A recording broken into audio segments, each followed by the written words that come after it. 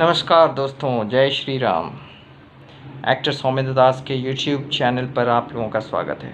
आज हम बात करेंगे एक विषय के ऊपर जिसका नाम है एक्टिंग। और मैं ये बताऊंगा कि 1960-70 के दशक में जो एक्टिंग होती थी, 80 के दशक में, 70 के दशक में और आज के दौर में, और बीच में जो दरमियानी में जो 90 का जो दौर रहा, उसमें क्या फ़र्क है वो उसके बारे में मैं बताऊँगा। देखिए, जो अभिनय है वो बेसिकली विभिन्न प्रकार के जो भाव हैं हमारे मन में, शरीर में, आत्मा में, ज़हन में, वो सारे भाव को एक तरीके से प्रदर्शित करना ही एक एक्टर का काम है, एक कलाकार का काम है। अपनी कला के माध्यम से एक सच्चाई के साथ उसको पेश करना। सच्चाई के साथ पेश करना मतलब अगर वो कहीं न कहीं वो किरदार उसके अंदर रहता है, या तो वो किरदार उसके अंदर नहीं रहता है तो उसको इजाद करता है, उसके अंदर इजाद करता है। तो यही है। तो इजाद करता है मतलब वो क्रिएट करता है उस कैरेक्टर को। अब जैसे कि मैं कहूँगा कि कोई नकारात्मक भूमिका है, तो क्या एक्टर वाकई में रियल लाइफ में एक चोर है या ठग है? नहीं, ऐसा नहीं है। अगर वो है तो फिर बात और है, लेकिन है तभी भी वो एक्टर नहीं बन सकता, क्योंकि एक्टर को एक अच्छे इंसान, एक ईमानदार इंसान बनना लाजमी है। खैर, जिसकी बातें मैंने की है, वो फ़र्क की बात मैंने की है, वो ये है कि पहले की अदाकारी और आज की अदाकारी में जो मुख्य फ़र्क रहा है वो हुआ है टेक्नोलॉजी के एतबार से। अगर मैं बात करूं तो और है, लेकिन मुख्य जो फ़र्क है, जो जिस्मानी चीज़ों पे जो फ़र्क आया है, वो फ़र्क बॉडी बिल्डिंग का है। जैसे कि पहले बॉडी बनाई जाती थी, उस समय जो है उस दौर में केवल आप एक दो एक्टर को देख लो, जैसे कि धर्म जी हैं। एक मैं जो बता सकता हूँ, एक फ़िरोज़ खान साहब हैं। उससे पहले तो बिल्कुल ही नहीं थे। जैसे पृथ्वीराज कपूर, और पुराने चले जाएँ 30s में, तो फिर तो खैर वो अलग बात थी। बट पृथ्वीराज कपूर ने एक फ़िल्म की थी सिकंदर करके, उसके लिए उन्होंने ख़ास तौर पे बॉडी बनाई थी, लेकिन वो लिमिटेड थी, वो एक अलग प्रकार की चीज़ थी। वो जैसे कि कोई कुश्ती लड़ने वाला बंदा होता है, उस तरह की बॉडी थी। लेकिन जो टोन बॉडी वाला सिस्टम वो नहीं था। लेकिन आज के दौर में या 90 के दौर में, जब से सलमान सर आए, तो तब से वो बॉडी बिल्डिंग का कल्चर आ गया। और फ़िरोज़ खान, विनोद खन्ना, और सबसे बड़े जो है, जिनका नाम जो है, जो उनका नाम मैं लेना चाहूँगा, वो हैं आदरणीय धर्मपा जी। सबसे फिटेस्ट हीरो अगर मैं कहूँगा, फिटेस्ट एक्टर कहूँगा, तो he is actually the great Dharmendra ji, the legendary living legend Dharmendra ji. तो उन्होंने दरअसल ये बॉडी बिल्डिंग का कल्चर जो है शुरू किया था।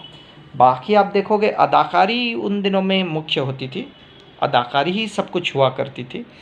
जो भी होता था स्ट्रेस लोग अदाकारी पे देते थे। और उससे पहले थोड़े चले जाएँ तो दिलीप साहब, देव साहब और राज कपूर साहब, ये सब तो मतलब महान लोग थे, इनके जैसा तो कोई है नहीं। दिलीप साहब ने तो एक नए तरीके की अदाकारी उन्होंने पेश की थी, जो कि हॉलीवुड से वो सिस्टम को लेकर के आए थे। तो अगर आप मॉडर्न एक्टिंग की बात करें, तो क्या वो मॉडर्न एक्टिंग नहीं करते थे? सबसे बेहतरीन कलाकार, अगर मैं डिक्शन के ऊपर ज़्यादा बात ना करूं, तो वो थे गुरुदत्त साहब। और संजीव कुमार साहब की तो बात करें तो क्या है, वो तो एक एक टॉपिक हो जाएगा यूट्यूब में, एक एक सब्जेक्ट में लेकर के आ सकता हूँ, और लाऊंगा मैं बहुत जल्द। थोड़ा सा सब्सक्राइबर बढ़ जाने दीजिए। फिर ये हो गया, फ़र्क हो गया। अब मैं आता हूँ टेक्नोलॉजी के एतबार से अगर बात करें। देखिए, टेक्नोलॉजी के हवाले से अगर हम बात करें, तो 60 के दशक में वो टेक्नोलॉजी नहीं थी ऑब्वियसली। उससे पहले चले जाएं तो फिर तो कुछ भी नहीं था। 40s में जो शुरू हो रहा था, लेकिन उससे पहले तो और भी बुरा हाल था, क्योंकि हमारे पास कुछ था ही नहीं। आदरणीय दादा साहब फाल्के, जिनका पुरस्कार हमने अभी भी जीता मेक इन इंडिया फिल्म के लिए, बहुत ही खुशकिस्मत हूँ मैं और मेरी टीम पूरी। और हमारे प्रोड्यूसर साहब मुख्य तौर पे जो हैं, ख़ास तौर पे उनको सारा जो है इसका सारा क्रेडिट जाता है, सारा श्रेय जाता है। तो दादा साहब फाल्के बेचारे वो लेकर के आए थे सब कुछ, लेकिन उनके पास वो सारी चीज़ें मौजूद नहीं थी। वो जा कर के शिप में जा कर के सामान लेके आ कर के वो उन्होंने जो है शुरू किया था। लेकिन फिर भी उसके बावजूद भी उन्होंने भली भांति चीज़ों को जाना, और जो कुछ भी हो सका बन पड़ा उन्होंने किया। मैंने सुना है कि उसमें मंच के ऊपर एक्टिंग होती थी और नीचे जो है हारमोनियम वगैरह लेके बजाते थे, वो करते थे, म्यूज़िक नहीं था। लेकिन 40s के बाद म्यूज़िक आ गया था। लेकिन 60s में अगर आप देखेंगे, और फर्स्ट कलर फिल्म जब बनी थी guide, it was for the first time, that was in 1965। तो वहाँ से पूरा जो है मॉडर्न ईरा शुरू हो गया आदरणीय देव साहब की वजह से। फिर राजेश खन्ना का दौर आया, उसमें तो टेक्नोलॉजी इम्प्रूव हो गई थी obviously, and the everything got changed in fact from the 70s in fact, when our two superstars came, the great Rajesh Khanna and the great Amitabh Bachchan after that. And these are the two only superstars Indian cinema has ever got. बाकी सब जो हैं वो धीरे धीरे बड़े बड़े stars हैं, मेगा स्टार्स हैं बने। तो अब मैं आता हूँ 90s के दौर पे। तो 90s के दौर पे जो बेहतरीन जो बदलाव जो आया, जो तब्दीली आई, वो है जिस्मानी तब्दीली, और वो लेकर के आए हमारे आदरणीय Salman Khan sir. And that was fantastic.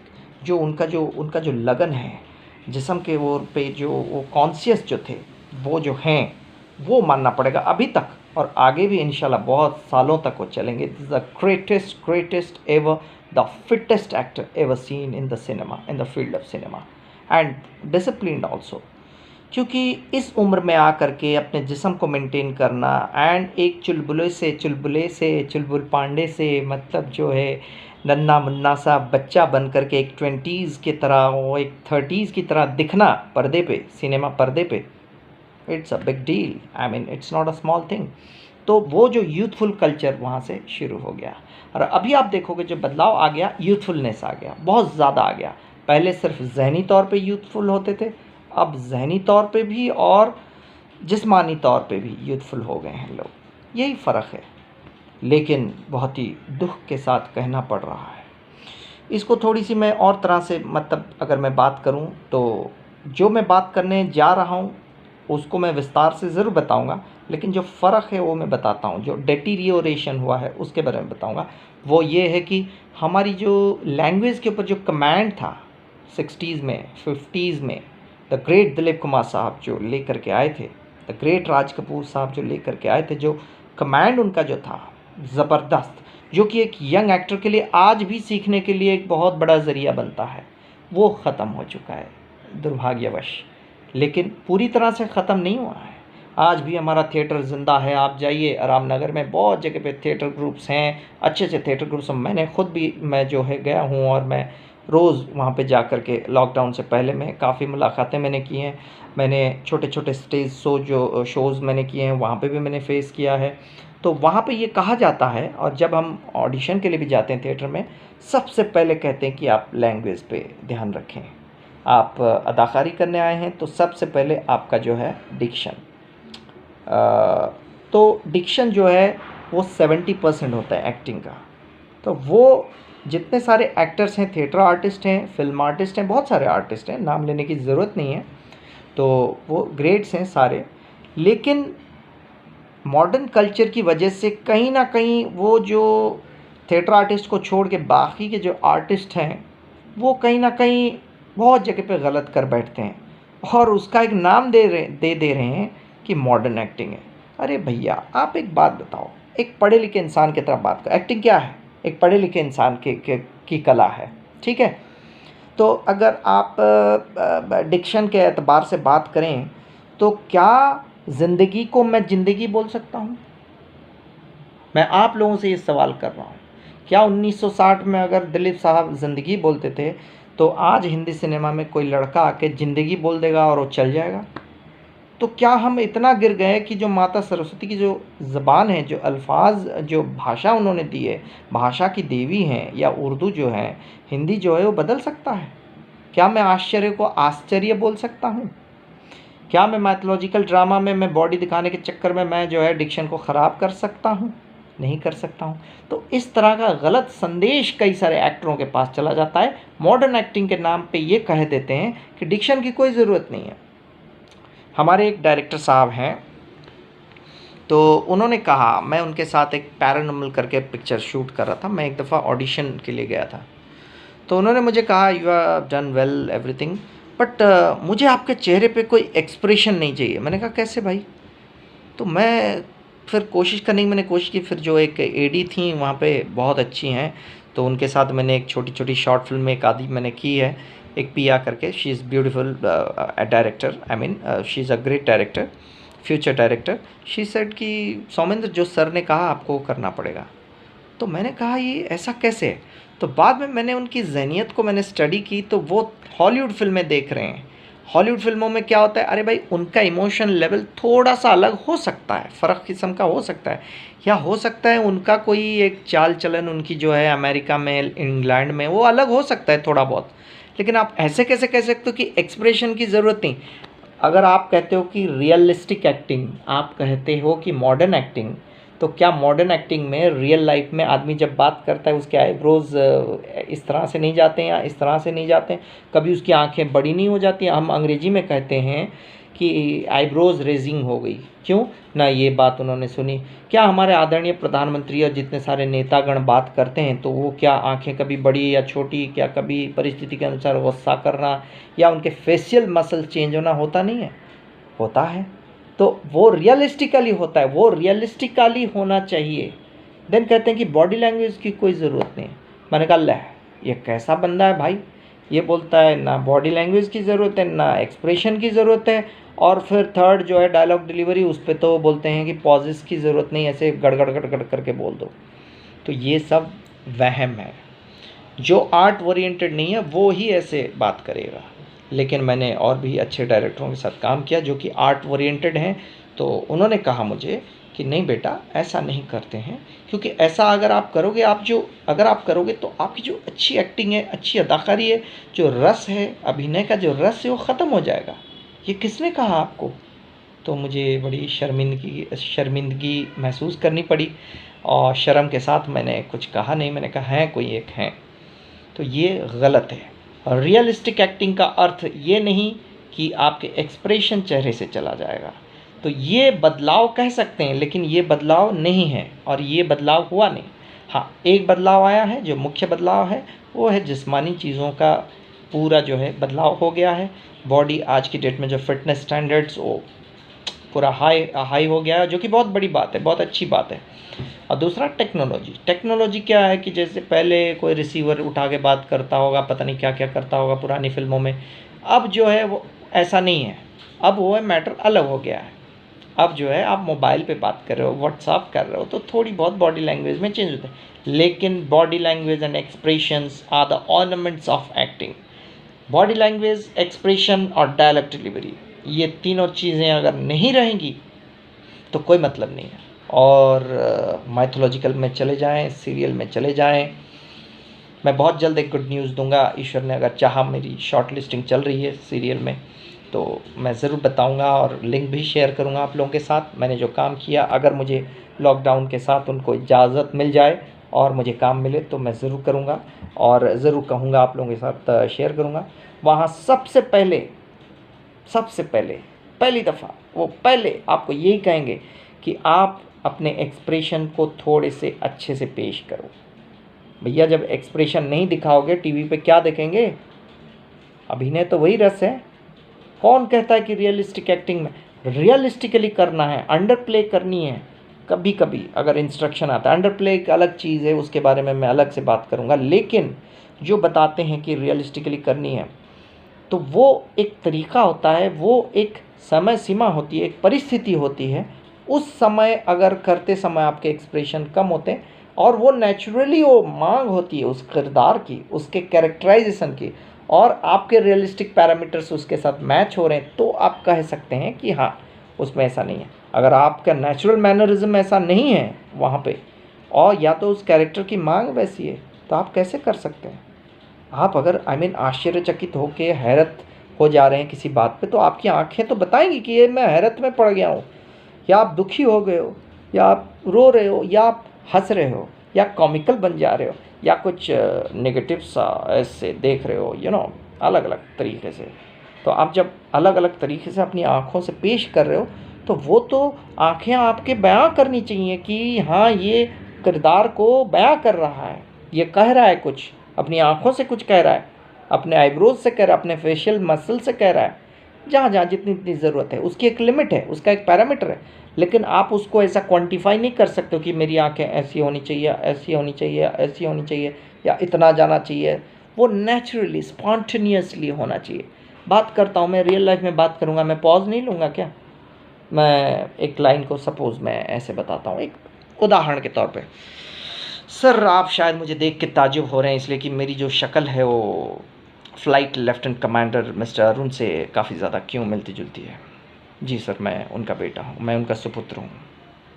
उनका देहांत हो गया और मुझे उन्होंने समाज के सामने स्वीकार नहीं किया, इसलिए मैं गुमनामी में रह गया था। जी हाँ, ये मेरी माँ हैं और मैं चाहता हूँ कि ये पुरस्कार मैं अगर इन्हीं के हाथों से लूँ तो मैं बड़ा खुश नसीब इंसान बन जाऊँगा, और मेरे लिए मेरी ये खुश नसीबी होगी कि मैं ये पुरस्कार मेरी माँ के हाथों से लूँ। और अगर मैं इसी चीज़ को कहूँगा तो मैं ऐसे भी कह सकता हूँ, मैं बड़ा खुशनसीब इंसान अपने आप को समझूंगा अगर ये पुरस्कार, ये अवार्ड मैं इन्हीं के हाथों से लूँ, क्योंकि ये मेरी माँ है, असलियत में ये मेरी माँ है। इन्हीं की कुर्बानियों की बदौलत मैं आज यहाँ खड़ा हूँ। और sir I am really happy to say that I have got my mom and my original my identity. तो आप ऐसे भी कह सकते हो। अभी फ़र्क ये है कि आप अंग्रेजी आ गया तो अंग्रेजी थोड़ा सा ऐड हो सकता है। अगर मैं खुश को खुश कहूँ या खुश कहूँ या खुश नसीबी कहूँ या माई गुड फॉर्च्यून कहूँ तो वो तो स्क्रिप्ट के ऊपर है। लेकिन खुश नसीबी क्या होती है आज भी थिएटर में सिखाया जाता है। खुश को कैसे बोला जाता है आज भी थिएटर में कहा जाता है। ख्याल को कैसे बोला जाता है। अगर आप अगेन मैं बताऊँगा, ये कैरेक्टराइजेशन पे डिपेंड करता है, क्योंकि चाहे सिनेमा कितना भी आगे चले जाए, no art is bigger than language, bigger than literature.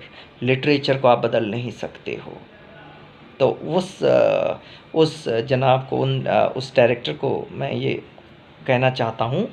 उनको खैर मैंने कहा भी था उनको, तो वो उनसे मेरी बात भी हुई थी, वो मान नहीं रहे थे। ऐसे ही पर्सनली हमारी बातें होती रहती हैं चाय पे कॉफ़ी पे। तो मैंने कहा सर आप कैसे कह सकते हो कि ये जो डिक्शन है ये है, आपने तो बिल्कुल पकड़ा भी नहीं है, कई जगह पे आपने बताया भी नहीं है सख्त है या सख्त है क्या है। ये तो सिखाना चाहिए, यही तो चीज़ें सिखाई जाती हैं कि किसको कैसे प्रोनाउंस करना है, कैसे उच्चारण करना है। यही तो मुख्य, जहाँ पे भी ऑडिशन पे चले जाओ यही बताते हैं सबसे पहले। तो आप कैसे कह सकते हो। हाँ, कुछ जगह पे क्या है कि कोई मॉडर्न कैरेक्टर है, उसमें वो कैरेक्टर ऐसा है कि वो ज़्यादा एजुकेटेड नहीं है या ज़्यादा अल्ट्रा मॉडर्न है, कोई अमेरिका से रिटर्न है। जैसे एक एग्जांपल बता रहा हूँ, जुड़वां 2। जुड़वां 2 में एक टपोरी का, वेरी मॉडर्न फिल्म है, वेरी मॉडर्न फिल्म, एक टपोरी का कैरेक्टर। तो आप उससे क्या एक्सपेक्ट कर सकते हो। बोले तो मैं मुंबई का हूँ, मैं तो ऐसे ही करूँगा। क्या है कि ये टपोरी लोग हैं ना, ये अपने साथ ऐसे बैठे रहते हैं और ऐसे ही ये बैठे बैठे कुछ कह रहा है। उधर बैठे ला था बाइक पे, मैंने उसको बोला तू उसको उठा के चल, वसूली करता है, तो वो नहीं किया तो मैं कैसे कर सकता है। मैं तो यही बोल सकता है ना, भाई पुलिस आएगी तो पकड़ लेगी, अपन जाता है ना। अरे लंदन वंदन छोड़, अपन तो ये बोरीवली से आगे नहीं गया है, अपन लंदन कहाँ जाएगा। तो उससे आप एक्सपेक्ट कर सकते हो क्या कि भाई वो बोलेगा मैंने बड़ी जद्दोजहद की है और इस मुल्क में जो है, मुल्क के खातिर मैंने बहुत काम किया है और आगे भी करना चाहता हूँ। मेरी ये उम्मीद है कि मैं बहुत तरक्की कर सकता हूँ और तरक्की करने के लिए मुझे बहुत सारी मेहनत करनी पड़ेगी, बहुत सारी चीज़ें इकट्ठे करनी पड़ेंगी। और मैं समझता हूँ चीज़ें अब पटरी पे आ रही हैं और अगर ईश्वर ने चाहा तो मैं बहुत कुछ कर सकता हूँ। और मैं समझता हूँ कि आप लोगों की दुआओं की ख़ास ज़रूरियात है। तो ऐसे अल्फाज तो वो नहीं पेश कर सकता है या वो नहीं बता सकता है, तो उससे ये उम्मीद ना रखो। तो वो कैरेक्टर वैसा है, ठीक। अब वो लंदन से जो आता है वो थोड़ा ज़्यादा पढ़ा लिखा, अंग्रेजी मीडियम का पढ़ा लिखा है, तो उससे आप भी ये इतना एक्सपेक्ट नहीं कर सकते। उससे आप यही कह सकते हो कि ओ हाय हाउ यू, वो थोड़ा सा इंग्लिश मिक्स करके बात करेगा। लेकिन जहाँ हिंदी यूज़ करता है वो सही ढंग से करना उसे आना चाहिए, ठीक है। वो कैरेक्टर अलग है, लेकिन कोई प्रोफेसर का कैरेक्टर आज आप देखिए, मनोज बाजपेयी साहब, इरफान खान साहब, मरहूम इरफान खान साहब the great, may God bless him, bless his soul, और बड़े बड़े जितने भी एक्टर्स हैं सब जो है उर्दू ज़बरदस्त, हिंदी ज़बरदस्त बोलते हैं, ठीक है। ये सिर्फ एक वहम है कि मॉडर्न एक्टिंग मतलब नुक्तों को भूल जाओ, रॉन्ग है, एब्सोल्युटली रॉन्ग है। अब मैं एक अहम बात कह के अपनी वाणी को विराम देना चाहूँगा, वो ये है कि 70s 80s की कोई भी फिल्म उठा के देख लो, ठीक, और 60s की, और उन दिनों के पॉलिटिशियंस की तकरीरें सुनो और आज के पॉलिटिशियंस की तकरीरें सुनो। हाँ, आपको तो पता होगा कैसे शराब और शराब में हुआ था, और आदरणीय अखिलेश जी ने उसके ऊपर पॉइंट आउट किया था। तो उन दिनों में लेकिन जो पॉलिटिशियंस थे वो बहुत ही ज़बरदस्त तकरीर करते थे। उनकी तकरीरों में आप सुनोगे हिंदी, उर्दू, जो भी जहाँ पे भी आता है वो सही ढंग से पेश होता था। जो भी चीज़ें पेश होती थी सही ढंग से पेश होती थी, बढ़िया बोलते थे। लेकिन आज की डेट में आप देखोगे वो अच्छाई अब नहीं रही है। कारण है हमारी फिल्म। हमारी फिल्में ज़िम्मेदार होती हैं सब चीज़ों के लिए, बहुत सारी चीज़ों के लिए। भाषा अगर कोई सिखा जाता है तो वो है फिल्म। हमारी तस्वीरों के ज़रिए हम विदेशों तक पहुंच सकते हैं, हमारे मुल्क का नाम हम रोशन कर सकते हैं हमारी तस्वीरों के ज़रिए। पहले ज़माने में देखिएगा क्या ज़बरदस्त तस्वीरें, मतलब लैंग्वेज को प्रेजेंट किया जाता। तस्वीरें आज भी बढ़िया बनती हैं, ऐसी बात नहीं, ज़बरदस्त बनती हैं, आगे भी बनती रहेंगी। लेकिन जो लैंग्वेज के ऊपर कमांड और ये जो छोटी मोटी ये जो चीज़ें उलझने माइंड में चलती रहती हैं लोगों की कि मॉडर्न एक्टिंग है तो भैया डिक्शन को मारो गोली, रॉन्ग है। डिक्शन आज भी ज़िंदा है, कल भी ज़िंदा रहेगा। No art is bigger than language. Hindi Urdu की बेहतरी चाहिए और हमेशा ज़रूरत पड़ेगी इसकी, और मैं चाहूँगा कि हम सब मिल के इसके ऊपर काम करें और भी जो है उम्दा लेवल तक इसको लेके जाएं तो बहुत अच्छा रहेगा। और देखिएगा ज़माना ऐसे आ रहा है धीरे धीरे कि हमारी हिंदी उर्दू इतनी बेहतर हो जाएगी हिंदी फिल्मों में डिपेंडिंग ऑन द कैरेक्टर। धीरे धीरे जो आम ऑडियंस है, आम जनता है, वो हमारी फिल्में देख करके वो भी अच्छी हिंदी उर्दू बोलना शुरू कर देगी। आप देखोगे ऑफिस में लोग भी बोलने लगेंगे, अरे यार दफ्तर में आज बहुत ही गर्मी थी तो मैं ज़रूरी नहीं समझा, बहुत ही लाजमी था कि ये बात कर लें।